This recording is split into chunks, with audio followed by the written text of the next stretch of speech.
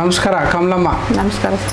S, ನಿಮಗೆ ಸುಮಾರು 2022ರಲ್ಲಿ ಲ್ಯಾಮಿನೆಕ್ಟಮಿ ಮತ್ತು ಡಿಸೆಕ್ಟಮಿ ಅಂತೇಳಿ L4-L5 ಸರ್ಜರಿ ಆಗಿದೆ ಸ್ಪೈನಲ್ ಕಾರ್ಡಿಗೆ. ಅದಾದಮೇಲೆ ನಾವು ನಿಮ್ಮನ್ನು ನೋಡಿದ್ದು ತುಂಬ ಸೊಂಟ ನೋವು, ತುಂಬ ಕುತ್ತಿಗೆ ನೋವು ಅಂಥೇಳಿ 2025 5ನೇ ತಿಂಗಳಲ್ಲಿ ನಮ್ಮ ಹತ್ರ ಬಂದ್ರಿ. ತುಂಬ ಓಡಾಡೋಕ್ಕೆ ಆಗಲ್ಲ, ತುಂಬ ಕಷ್ಟ ಆಗ್ತಿತ್ತು. ಎಲ್ಲಿ ಹೋದ್ರೂ ಅಡ್ಮಿಷನ್ ಆಗೋಕ್ಕಾಗ್ತಿರಲಿಲ್ಲ, ಮನೇಲೂ ಇರೋಕ್ಕಾಗ್ತಿರಲಿಲ್ಲ, ಕಾಯಿಲೆ ಗುಣನೂ ಆಗ್ತಿರಲಿಲ್ಲ. ಔಷಧಿ ತಗೊಂಡ್ರೆ ಅಡ್ವರ್ಸ್ ಆಗೋದು. ಈ ಥರ ಸಮಸ್ಯೆ ಬಂದಾಗ ನಿಮಗೆ ಭಾಳಷ್ಟು ವಿವಿಧ ರೂಪದಲ್ಲಿ ಚಿಕಿತ್ಸೆಯನ್ನು ಮಾಡಿದ್ವಿ. ಅಂದರೆ ಒಂದು ದೈವ ವ್ಯಾಪಾಶ್ರಯ ಚಿಕಿತ್ಸೆ, ಒಂದು ದೇವರನ್ನು ಮೊರೆ ಹೋಗೋದ್ರ ಮುಖಾಂತರ ಚಿಕಿತ್ಸೆ ಮಾಡುವಂಥದ್ದು, ಇನ್ನೊಂದು ಸತ್ವವಜ. ನಿಮಗೆ ಮನಸ್ಸು ಆ ಸ್ಥಿಮಿತದಲ್ಲಿ ಇರಲಿಲ್ಲ, ಆ ಮಾನಸಿಕವಾಗಿರ್ತಕ್ಕಂಥ ಶಕ್ತಿಯನ್ನು ನೀಡುವಂಥ ಚಿಕಿತ್ಸೆ ಸತ್ವವಜ ಚಿಕಿತ್ಸೆ ಅಂತ ಕೇಳ್ತೀವಿ. ಶರೀರ ಮತ್ತು ಮನಸ್ಸಿಗೆ ನೀಡುವ ಚಿಕಿತ್ಸೆ.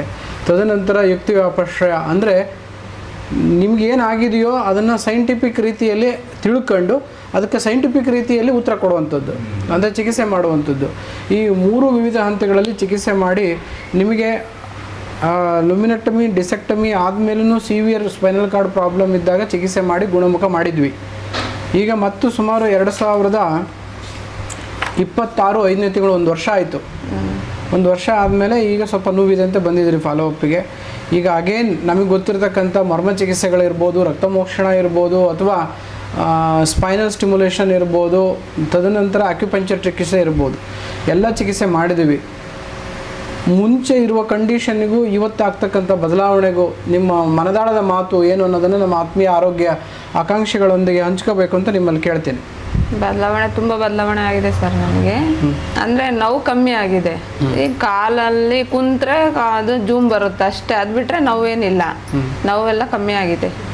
ಈಗ ಚಿಕಿತ್ಸೆ ಮಾಡಿದ್ಮೇಲೆ ಹೆಂಗ ಅನಿಸ್ತು? ಈಗ ಪರವಾಗಿಲ್ಲ ಸರ್, ಒಂದು ಸ್ವಲ್ಪ ಚೈತನ್ಯ ಬಂತ ಮನಸ್ಸಿಗೆ, ಕೈ ಕಾಲಿಗೆ ಒಂದು ಸ್ವಲ್ಪ ಶಕ್ತಿ ಬಂತು, ಚೈತನ್ಯ ಬಂತು, ಮನಸ್ಸಿಗೆ ಸಮಾಧಾನ ಆಯಿತು, ಒಂದು ಏನೋ ಆಶಾಭಾವ, ನಾನು ಪರವಾಗಿಲ್ಲ ಚೆನ್ನಾಗಿ ಆಗ್ತೀನಿ ಅನ್ನೋ ನಂಬಿಕೆ ಬಂತು.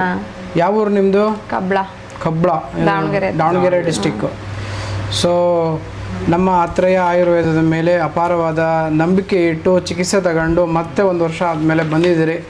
ನಾವು ಭಾಳ ಧನ್ಯತಾ ಭಾವವನ್ನು ನಿಮಗೆ ಅರ್ಪಿಸಿ ಆ ಭಗವಂತ ಧನ್ವಂತರಿ ಆಶೀರ್ವಾದ ಹೀಗೆ ನಿಮ್ಮ ಮೇಲೆ ಆರೋಗ್ಯ ಕೊಡೋದ್ರ ಮುಖಾಂತರ ಇರಲಿ ಅಂತ ನಾನು ಭಾವಿಸ್ತೀನಿ.